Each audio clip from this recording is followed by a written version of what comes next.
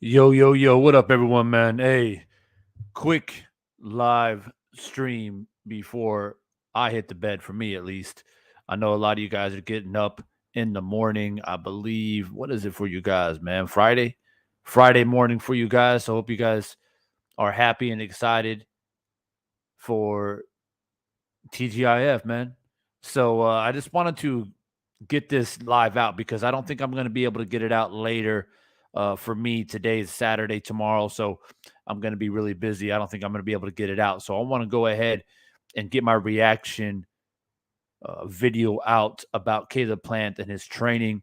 Some things have definitely caught my eye with his training. So I wanted to share my thoughts with you guys. I've been doing this quite consistently now the past 2 or 3 days, man. It's been a pleasure being able to come back on here and chop it up with you guys, man. So for those who are in here, you guys will get my live reaction as always. And then, of course, afterwards, it'll be uploaded on the channel for y'all to swing by and to watch it, man. Look, this is another fight that I'm really excited about. The card for Wilder Helenius is absolutely lit. I can't stress enough how lit it is and how excited I am about it. Not only do we see the return of Deontay Wilder, but we also see, Caleb Plant back in the ring after losing to Canelo, and he's fighting a very credible opponent, in my opinion, Anthony Dirrell. And I think a lot of people are looking at Anthony Dirrell like, man, he was pretty good once. I think he's still a threat, and I still feel like a lot of people are underestimating him. But without talking too much about a prediction, which I do plan to drop here relatively quickly, both Caleb Plant, Anthony Dirrell, and Deontay Wilder and Helenius predictions will probably be dropping within the next couple of days. Those will be uploads, so make sure you guys keep your eyes out for that. Johnny Q in the building. Was good, man. I appreciate you dropping in. I saw you over on Drew Titans Live, so you dropping over here as well, so I appreciate you. Every single person I know, some of you guys may be just popping in. Make sure at least you hit that like button, get the likes all the way up, let the people know that you did drop by, and I appreciate you immensely. So I'm about to get into this reaction video of Caleb Plant doing some training. Caleb Plant is a very skillful fighter, man. He has a very good ring IQ. He knows how to balance himself well behind the jab. He likes to move. He likes to make his opponent miss, and he likes to come back with counter shots. He's got reach. He's got height. He's got all the tangibles that you need to be a pure boxer at super middleweight as well. He's got a lot about him that defines his craft. But one thing that people have always criticized him for, and perhaps it was something in the Canelo fight that didn't help him, is the fact that he's not the most powerful puncher in the division, right? So a lot of people say, he He just sticks and moves. He pot shots you. He scores points. He wins rounds. He doesn't hurt you. Even though we did see him knock down the dude that he took the IBF from, Askuski, or however the hell the fuck you pronounce his name, man. Y'all know who I'm talking about. Yeah, so he did drop him, a very tough fighter who has shown to take punches before. So, he's always been like, he's got some pop, but he doesn't really have that like power. So one thing that I look for is certain things when a fighter's getting ready to come back from a loss. Is he changing things? Is he repeating things? Are there things that maybe he's overtraining or overthinking? I like to pay attention to the small details when it comes to fighters making their comeback.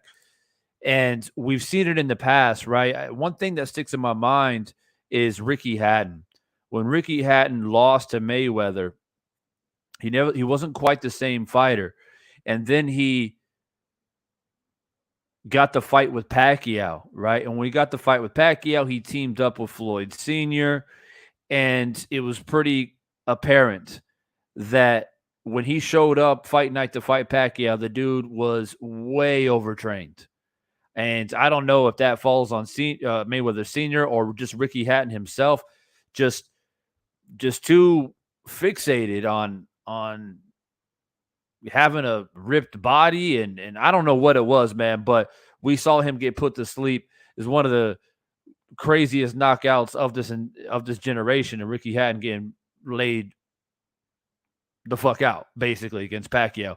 And Pacquiao probably would have beat him anyways, but the fact that he overtrained probably didn't help. So, there's instances of this where fighters take a big loss, they come back to try to avenge themselves, and they actually start to decline. They start to get worse. They overtrain, they overthink, they do a lot of things that they shouldn't do, instead of just, taking a deep breath, refocusing on what you're good at, and just fine-tuning just a few small things, right? So this is what I'm noticing with Caleb Plant here is I'm taking close attention to him because, he's the guy that I wanted to see beat Canelo, right? We were entertained by the press conference. The fight was built up quite nicely. We had our hopes up nice and high for Caleb, and he was doing well. And then towards the end of the fight, he started to fade away, and Canelo got him out of there. And so there's some disappointment there, and we want to see him rectify that. We want to see a guy that can represent the true essence of the sweet science, and be systematic and work behind the jab and do those things that we like to see fighters do. Now, it may not be a style for everybody, but it certainly is a style for me. I love to watch boxers do their thing and systematically break down their opponent. So I want to see Caleb Plant do well. Now, with all that being said, I see Nitty G in the building. Salute to you, man. My man Demon in the building. Plat Boy also dropping in. I appreciate you guys coming in here on your Friday morning. Much love and appreciation. It's late night for me. Friday, is it Friday? Yeah, we Friday night over here, man. I always get mixed up. We Friday night, man. And I wanted to go ahead and get this reaction video of Caleb Plant out now before I forget, before I run out of time, because I have 2 videos to make, prediction videos of Wilder versus Elanius, Caleb Plant versus Dirrell. We're about 2 weeks away now. I want to get those prediction videos out. So let me get this reaction video out of Caleb Plant and his most recent training. This is a very specific video. He did a live training camp for over an hour and 45 minutes just a couple of days ago. Y'all can watch the entire training if you want to. He hit the heavy bag. He hit the pads. He did some jump rope. He did a lot of different things. He also did some interviews. But I chose this one in particular because this is something that I wanted to see him work on. I know Caleb Plant has skill. He didn't lose to Canelo because he didn't have enough skill. He lost to Canelo. 1 was because of experience. 2 was because he didn't have enough power to really keep Canelo honest. And number 3, he ran out of gas late in the fight. So I want to see him work on those three things. And if he does, he can be a very, very dangerous fighter and a very difficult fighter to beat. So what he's going to do here with this new trainer that he's brought in, by the way, which supposedly was brought in to help improve Caleb Plant's power. There's another interview on YouTube where they were speaking about that. And Caleb Plant's dad was very happy to have this guy on board. We got Teach in the building. What's up, Teach? Freddie Ruger, what's good? Main event, Mark. Bro, it's been a while, main event, man. I see you bouncing around YouTube everywhere, bro, but it's been a while since you dropped over here. I appreciate you stopping in. So let me go ahead and get into my reaction. Y'all get comfortable. Make sure you hit that like button on the way in, and let me give you guys my thoughts. By the way, this is one of my favorite pieces of equipment for trainers. One, my two favorite pieces of equipment are the pads that Malik Scott was using with Wilder, where it offers, that ability to add on a little extra range when you're simulating punches. The boxer doesn't have to load up on punches with those type of pads that Malik Scott was using. That's why Deontay Wilder was using his hand wraps. He wasn't wearing any gloves to keep his punches nice and fluid and light. The idea is to use eye and hand coordination, right? Duck and slip through punches and barely just tap those stringy, long-looking pads that Malik Scott uses. And you can also kind of just thump your fighter upside the head if they ain't paying attention. So that's my first favorite piece of equipment. The second one is this one right here, man. You can really do a lot of different stuff with this particular piece of equipment. You can have your fighter load up with shots. You can work it to the body, up to the head. You can also get your fighter to close in a little bit, to close that distance a little bit, to simulate more of a realistic punch, as if you were going to punch your opponent in the real punching range. Well, sometimes when trainers hold up mitts, right, they keep it a little bit further away from their face. When they throw hooks, they're out here, so it's far away from where the face would actually be. But with this piece of equipment, you can hold it up right up against your shoulder and actually lean into the fighter's or the boxer's punch with your shoulder as they throw big power shots. So it's a very interesting piece of equipment and one of my favorites. So let's see what Caleb Plant does with these shots. I'm going to turn on the so y'all can hear these shots a little bit. Right here, hold it on. Now notice how he's telling Caleb, throw the hook and hold it on there. Hold that punch on there just for a moment, because you know why? You know why he does that? Is making sure that the rotation of the fist is in the right position, right? And the shoulder is in the right position. So a lot of times when you see guys hit the mitts, it's just a quick, sharp punch. It's like, bah! And then they go back, right? Because you're taught that at a young age to bring your hands back to your chin, to bring your hands back to protect your face. So boxers get used to, quick, sharp shots, blah, and then bring it back, right? But what he's doing is, we don't need to work on that, right? You have the fundamentals. You know what you need to do in a real fight. Keep your hands back, punch and bring it back. So what I want you to do now is focus on that power. So we're leaving it on there. We're turning the shoulder correctly. We're rotating the fist correctly. We're pivoting the hip correctly. And we're also pivoting that toe correctly. Everything is connecting simultaneously. That's why we hold it, and then we bring it back. So listen carefully, not only to the shot, which is a nice hard thudding shot that Caleb Plant's delivering, but also the communication with the trainer. Left foot, hold it on.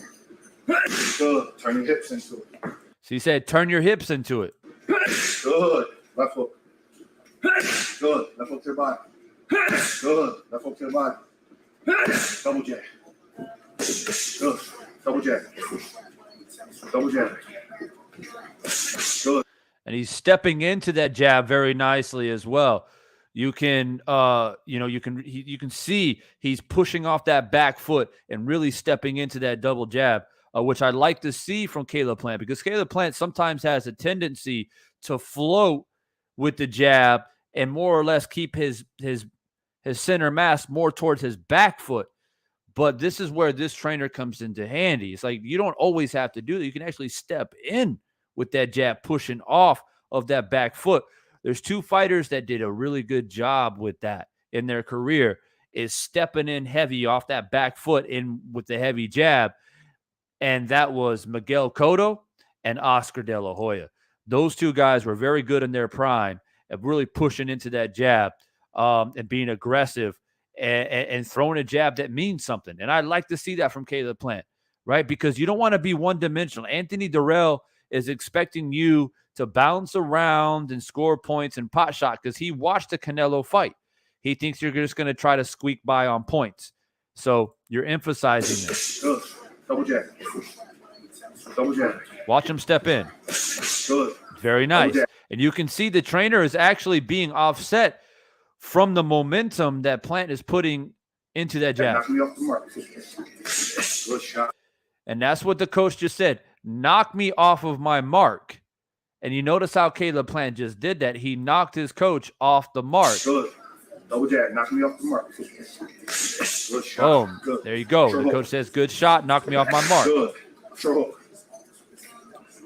Sure hook. Good. Turn your toe. Sure hook.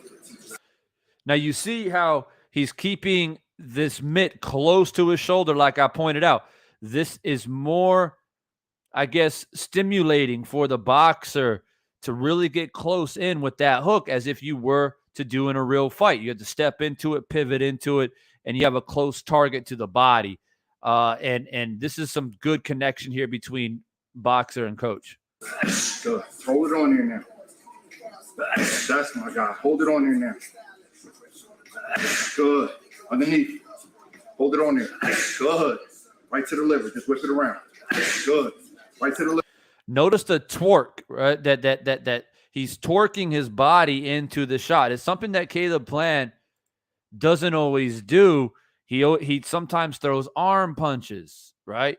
It's quick shots, quick fluid, arm punches, moving around and scoring points, And this is what I just love to hear this, because this is something that in Caleb Plant's arsenal that was lacking, and I'm glad to see his team recognize that and bringing somebody in there to kind of, number one, I would imagine the very first session these two men had was probably like a bit of a humbling experience, because he's probably saying, man, these punches that you've been throwing, they're not working, bro. And Caleb Pant's like, what? Like, I'm a champion. What the fuck are you talking about? But it probably took a few sessions for them to be like, oh, damn, like, oh, that's what you want me to do. Oh, shit. Like, I could, anybody who's done boxing, when you tweak a punch and you hear that pop, you hear that out of your own hands, right? You feel that delivery. You're like, oh, shit. Like, you see that big difference. And that happened to me when I was younger, coming up and learning how to punch properly. And I'm glad, and you're never too old, man. You're never too old. And I'm glad to see Caleb Plant, being humbled. And look at that torque, though. Shot. Bang it over. Good shot. Hold it on there. Good. Hold it on there again. Good. Hold it on there again. Good. Straight right hand. Hold it on there. That's not it. Just get it right. Hold it on there. So it was lacking with accuracy right there. The coach said, no, that ain't right. You got to hit that white dot right there. You got to get your middle knuckle right in the middle of that white dot. That's what you got to do. All right? Because accuracy is everything, even in a real fight. You got to land that middle knuckle right on the button. Let's see if he gets it. Thumb down. That's it. There you go. Thumb down. Good. That's it right there. Snap to the target. He's telling him thumb down, thumb down. And the thumb down is sometimes when you punch right here, right?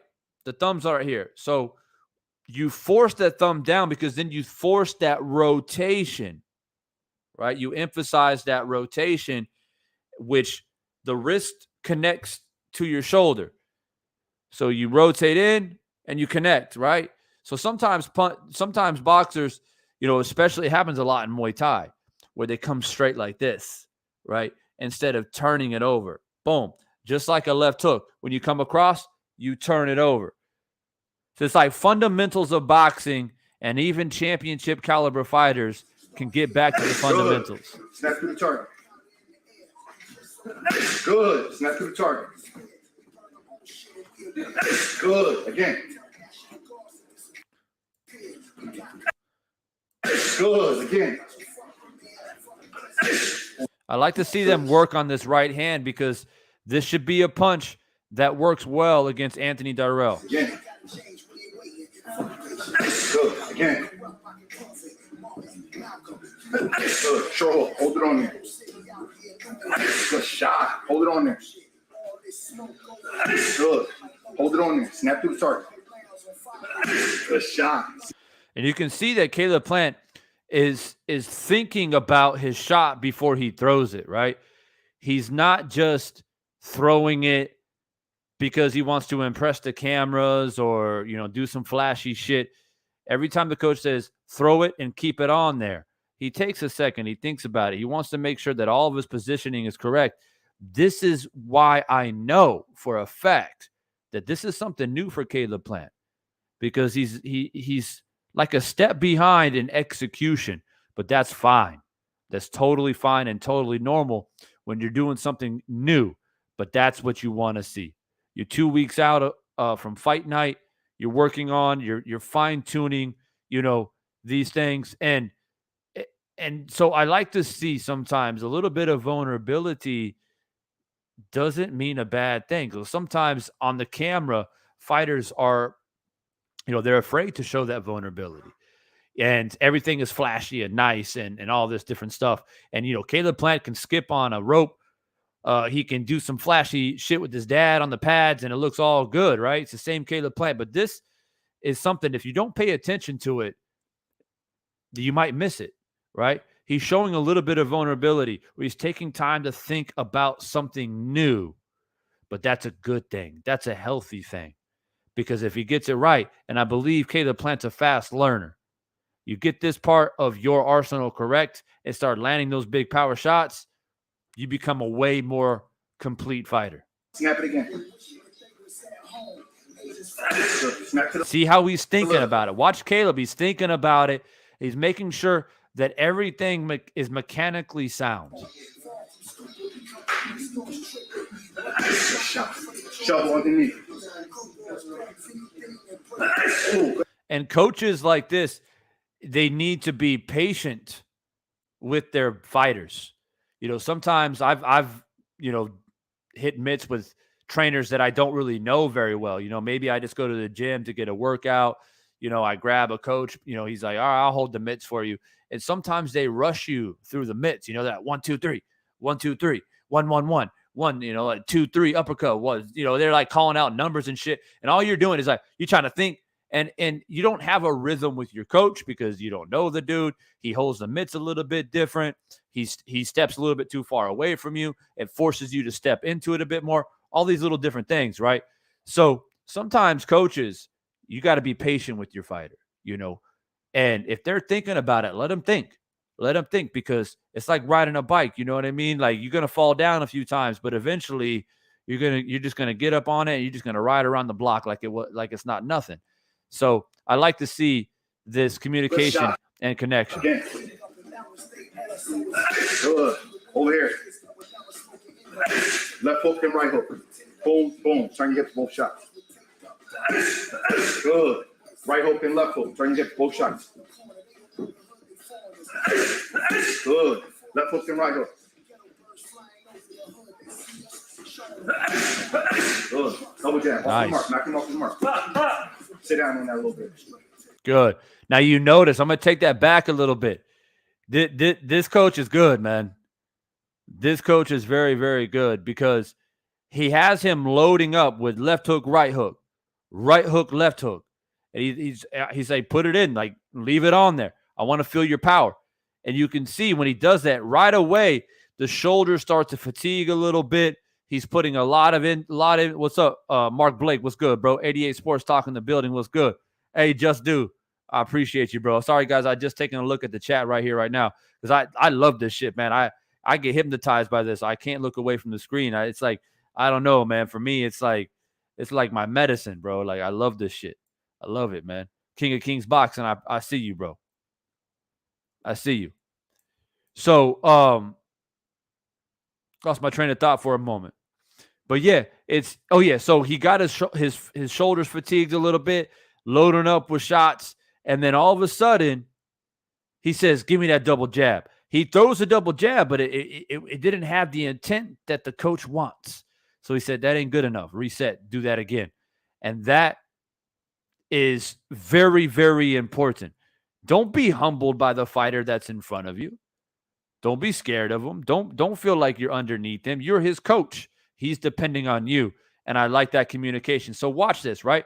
Caleb's loading up with hooks. He's putting energy into it. You can tell. Shoulders start to fatigue a little bit. And right away, the coach says, step in, set me off my mark, is what the coach actually said, meaning push me back with the jab. And you're going to see Caleb Plant not have that velocity behind his jab that he would like. The coach recognizes that and corrects him. Watch again. Good. Double jab. Off the mark. Knock him off the mark. Sit down on that a little bit. He says, sit down on that a little bit. So you see that jab wasn't quite there because he put so much energy into those big hooks. Boom, boom. That's it. Much better. Again, sit down on that a little bit. Much better. Good. Sit down on that a little bit. Get him off the mark.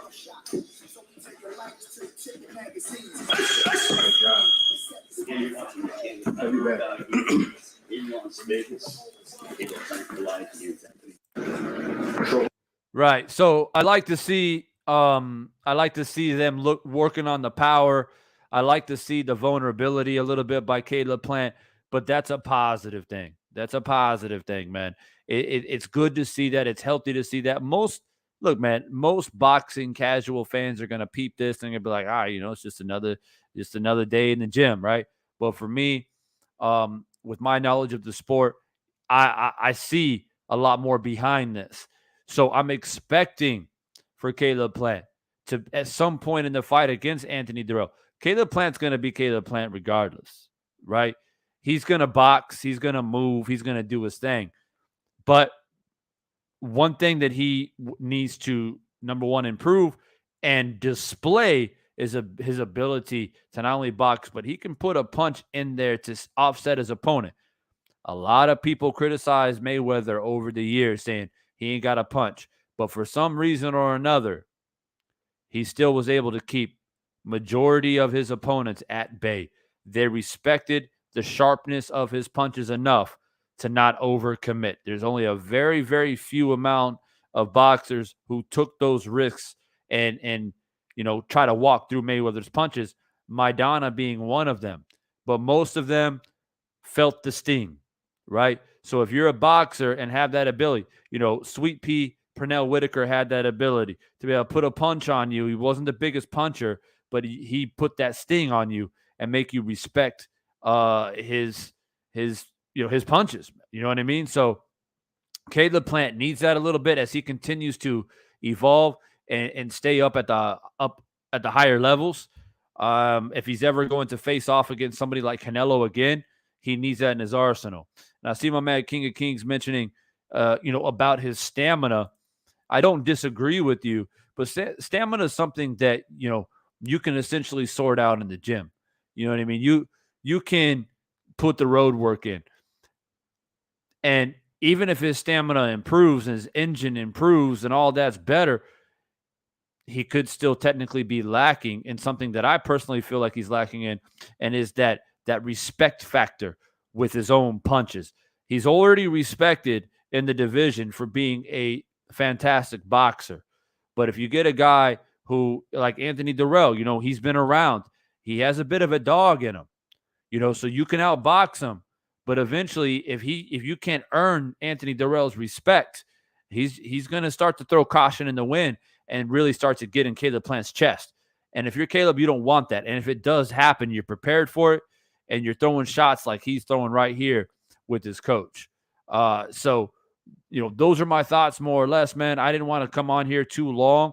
I know a lot of you guys are getting your Friday up and moving. I appreciate you guys. I appreciate the comments. I appreciate the likes and all that good stuff.